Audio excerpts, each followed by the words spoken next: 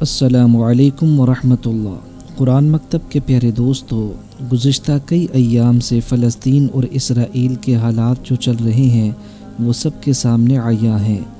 ان حالات کو دیکھتے ہوئے ہر خاص و عام کے دل کے اندر یہ خواہش ہے کہ آخر وہ اس فلسفے کو سمجھ سکیں، اس بات کو سمجھ سکیں کہ فلسطین اور اسرائیل کا اصل تنازع کیا ہے۔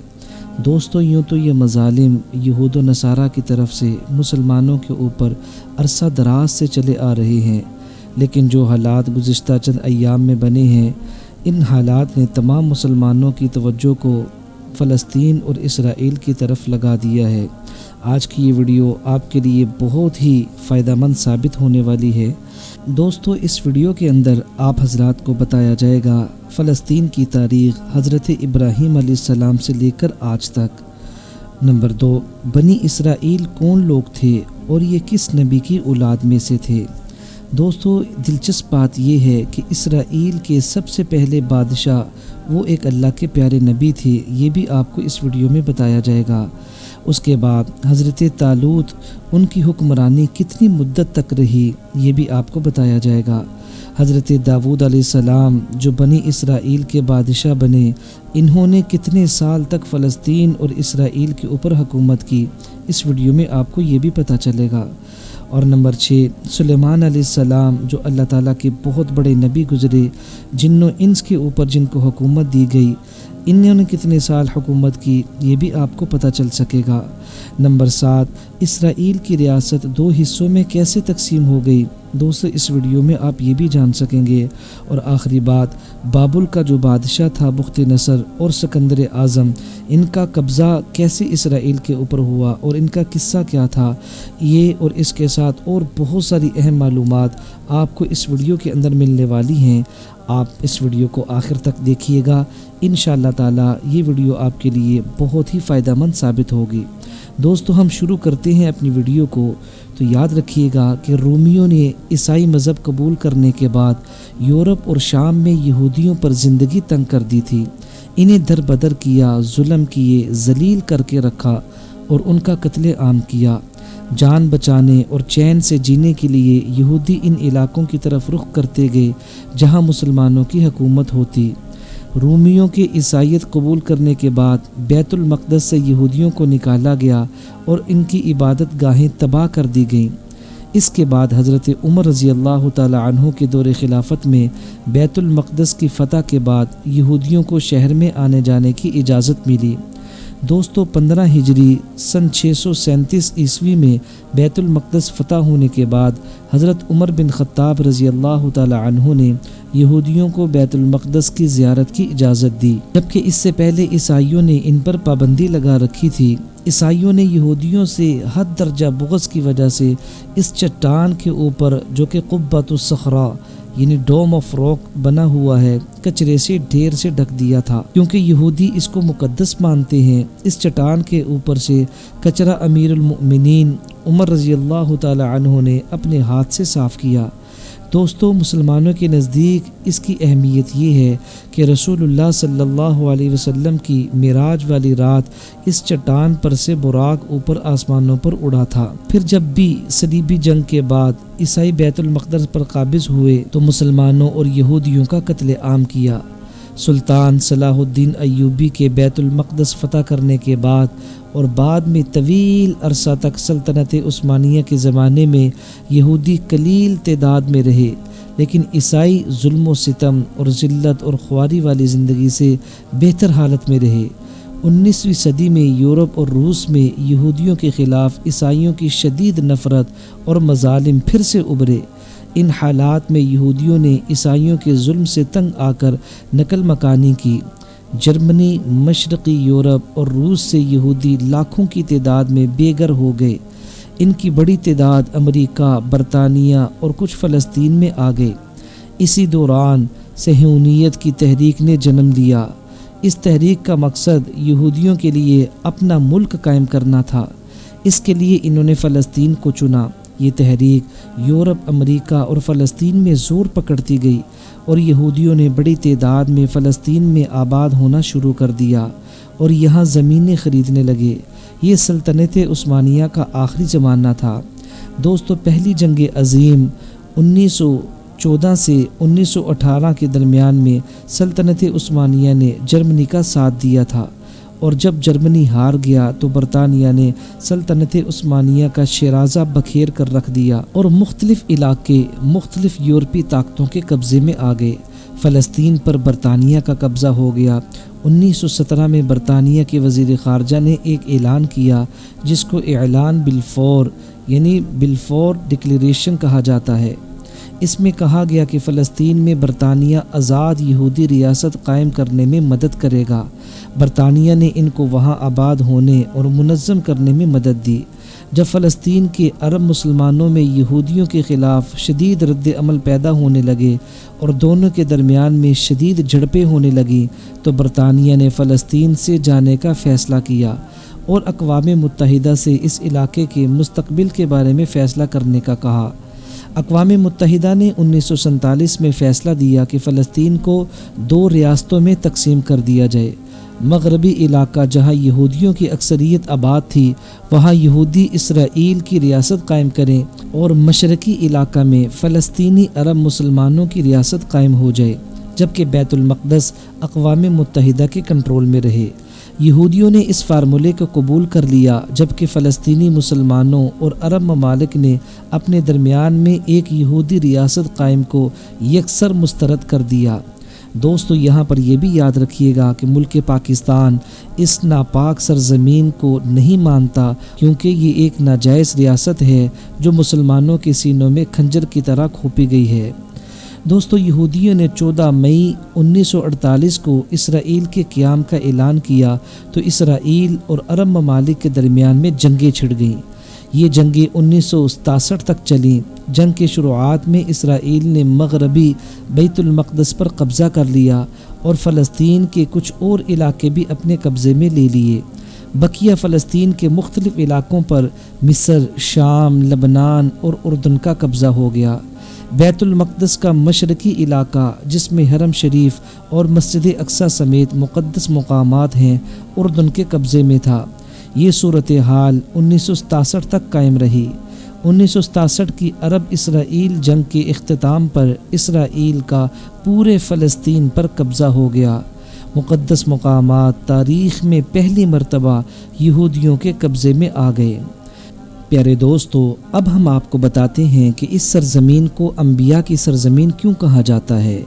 جس زمانے میں لوگ ایک جگہ رہنے کی بجائے تلاش معاش میں چل پھر کر زندگی بسر کیا کرتے تھے، عربستان سے قبیلہ سام کی ایک شاخ جو کنعانی یا فونیقی کہلاتی تھی 2500 سال عیسیٰ علیہ السلام سے پہلے آ کر یہاں پر آباد ہو گئی۔ پھر آج سے تقریباً 4000 سال پہلے یعنی لگ بھگ 2000 قبل مسیح میں حضرت ابراہیم علیہ السلام عراق کے شہر ار سے جو دریائے فرات کے کنارے آباد تھا ہجرت کر کے یہاں آباد ہوئے۔ حضرت ابراہیم علیہ السلام نے اپنے بیٹے اسحاق علیہ السلام کو بیت المقدس میں، جبکہ دوسرے بیٹے اسماعیل علیہ السلام کو مکہ میں آباد کیا۔ حضرت اسحاق علیہ السلام کے بیٹے حضرت یعقوب علیہ السلام تھے جن کا نام اسرائیل بھی تھا۔ ان کی اولاد بنی اسرائیل کہلاتی ہے۔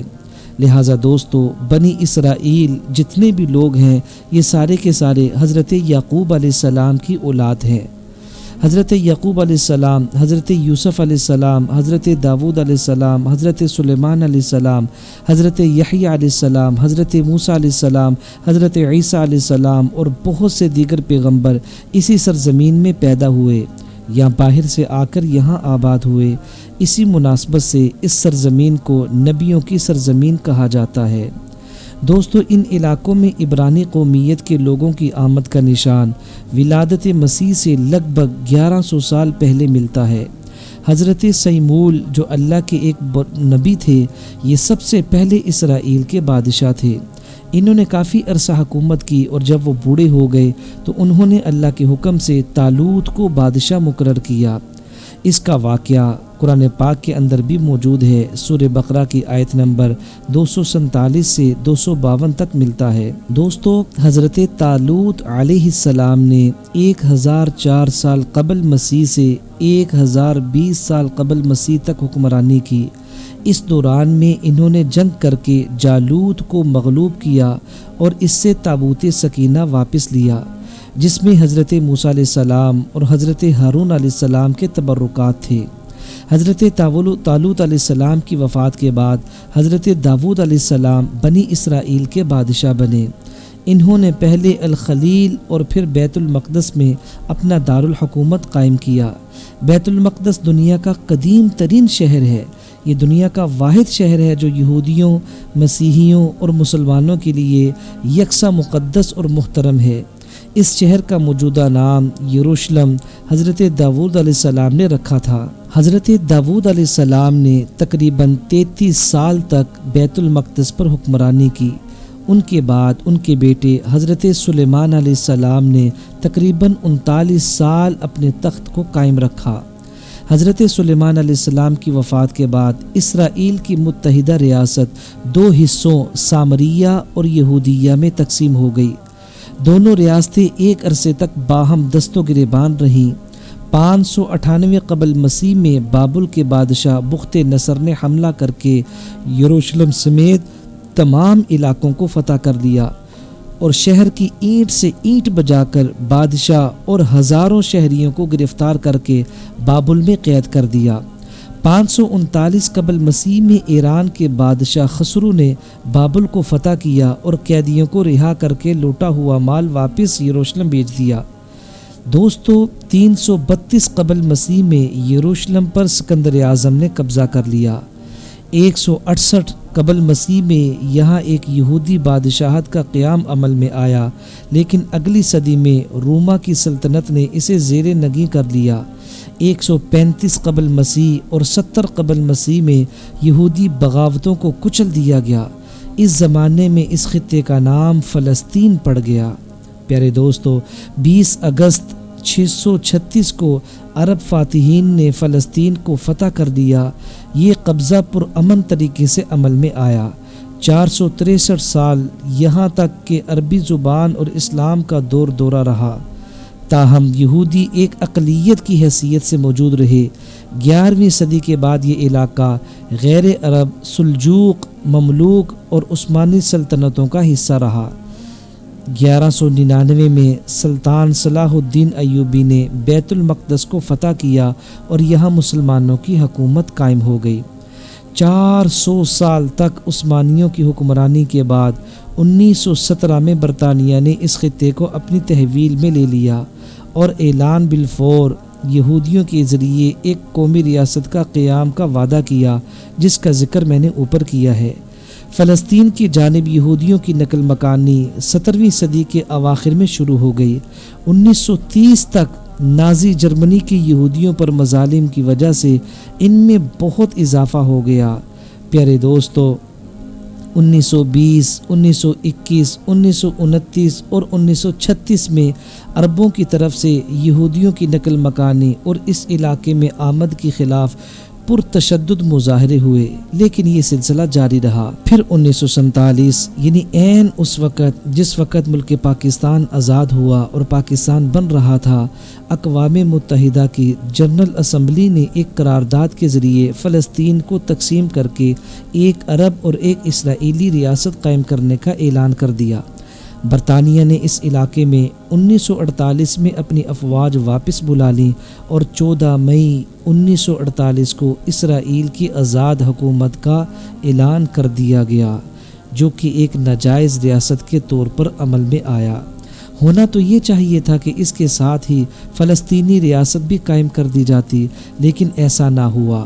عربوں نے تقسیم کو نامنظور کر دیا اور مصر، اردن، شام، لبنان، عراق اور سعودی عرب نے نئی اسرائیلی ریاست پر حملہ کر دیا، تاہم وہ اسے ختم کرنے میں ناکام رہے، بلکہ اس حملے کی وجہ سے یہودی ریاست کے رقبے میں اور اضافہ ہو گیا۔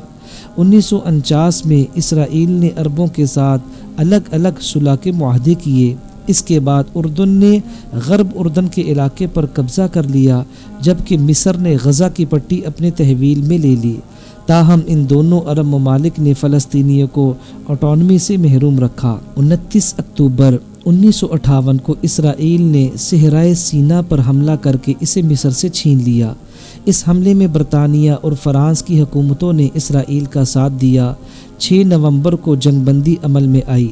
عربوں اور اسرائیل کے درمیان میں ایک عارضی صلح کا معاہدہ اقوام متحدہ کی نگرانی میں ہوا، جو 19 مئی 1967 تک قائم رہا، جب مصر کے مطالبے پر اقوام متحدہ کے فوجی دستے واپس بلا لیے گئے۔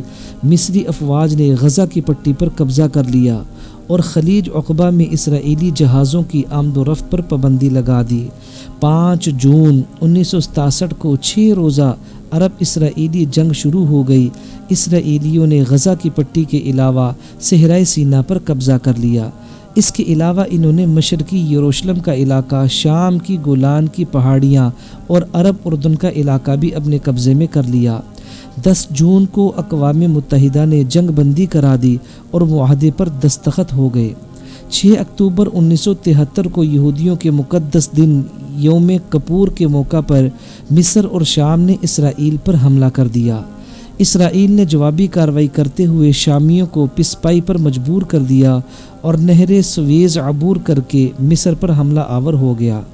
24 اکتوبر 1973 کو جنگ بندی عمل میں آئی اور اقوام متحدہ کی امن فوج نے چارج سنبھال لیا۔ 18 جنوری 1974 کو اسرائیل نہر سویز کے مغربی علاقے سے واپس چلا گیا۔ 3 جولائی 1976 کو اسرائیل دستوں نے یوگنڈا میں انٹیبی کے ہوائی اڈے پر یلغار کر کے 103 یرغمالیوں کو آزاد کرا لیا، جنہیں عرب اور جرمن شدت پسندوں نے اغوا کر لیا تھا۔ دوستو، 1977 میں مصر کے صدر انور السادات نے اسرائیل کا دورہ کیا اور 26 مارچ 1979 کو مصر اور اسرائیل نے ایک امن معاہدے پر دستخط کر کے 30 سالہ جنگ کا خاتمہ کر دیا۔ اس کے ساتھ ہی دونوں ممالک میں سفارتی تعلقات قائم ہو گئے۔ 3 سال بعد 1982 میں اسرائیل نے مصر کو صحرائے سینا کا علاقہ واپس کر دیا۔ جولائی 1980 میں اسرائیل نے مشرقی یروشلم سمیت پورے یروشلم کو اسرائیل کا دارالحکومت قرار دے دیا۔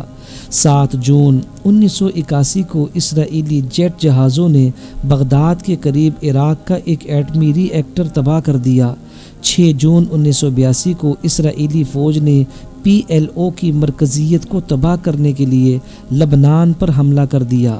مغربی بیروت پر اسرائیل کی تباہ کن بمباری کے بعد PLO نے شہر کو خالی کرنے پر رضامندی ظاہر کی۔ اسی سال 14 ستمبر کو لبنان کے نو منتخب صدر بشیر جمائل کو ختم کر دیا گیا۔ 16 ستمبر 1982 لبنان کے مسیحی شدت پسندوں نے اسرائیل کی مدد سے 2 مہاجر کیمپوں میں گھس کر سینکڑوں فلسطینیوں کو ہلاک کر دیا۔ اس صفاقانہ کارروائی پر اسرائیل کو پوری دنیا میں شدید مذمت کا سامنا کرنا پڑا۔ پیارے دوستو، تب سے لے کے آج تک فلسطین کے حالات سٹیبل نہیں ہو سکے اور اس ریاست کے اوپر یہودیوں کا قبضہ ہے۔ اور غم کی بات یہ ہے کہ جب بھی لڑائی بھڑکتی ہے، پوری دنیا کے کفار اور یہودی اور عیسائی مشینری اکٹھی ہو جاتی ہے اور فلسطین کو اس طرح سے دوچار کرتی ہے جو حالات میں اور آپ دیکھ رہے ہیں۔ لیکن یہاں پر خوشی کی بات یہ ہے کہ یہ فلسطین، سوریہ، لبنان، مصر، اردن، یہ نبی پاک صلی اللہ علیہ وسلم کے زمانے میں ملک شام کہلاتا تھا، اور ملک شام کے لیے آپ کی بہت ساری دعائیں ہیں۔ آپ نے فرمایا امام مہدی کا ظہور ملک شام سے ہوگا، ملک شام فتنوں سے محفوظ رہے گا، اور ملک شام کے اندر میری امت کا ایک گروہ ہے جو قیامت تک حق پر ڈٹا رہے گا اور دشمنوں سے لڑائی لڑتا رہے گا، اور پوری دنیا کے دشمن ان کا کچھ بھی نہیں بگاڑ سکیں گے۔ رحمان کے فرشتوں نے ملک شام کو گھیرا ہوا ہے۔ اس طرح کی بہت ساری فضیلتیں احادیث کے اندر فلسطینیوں کے بارے میں موجود ہیں۔ بس ہمیں بھی چاہیے کہ ہم ان کے لیے زیادہ سے زیادہ دعا کریں اور جہاں تک ہو سکے ان کے ساتھ تعاون کریں۔ بالخصوص ہمارے حکمران، اللہ تعالیٰ ان کو بھی سمجھ بوجھ عطا فرمائے اور وہ امت مسلمہ کی پشت پناہی کریں، فلسطینیوں کی مدد کے لیے سینہ تان کر آگے بڑھیں۔ دوستو، اگر آپ کو یہ ویڈیو اچھی لگی ہے اس کو لائک بھی کر دیں، شیئر بھی کر دیں اور اپنا خیال رکھیں۔ السلام علیکم ورحمۃ اللہ وبرکاتہ۔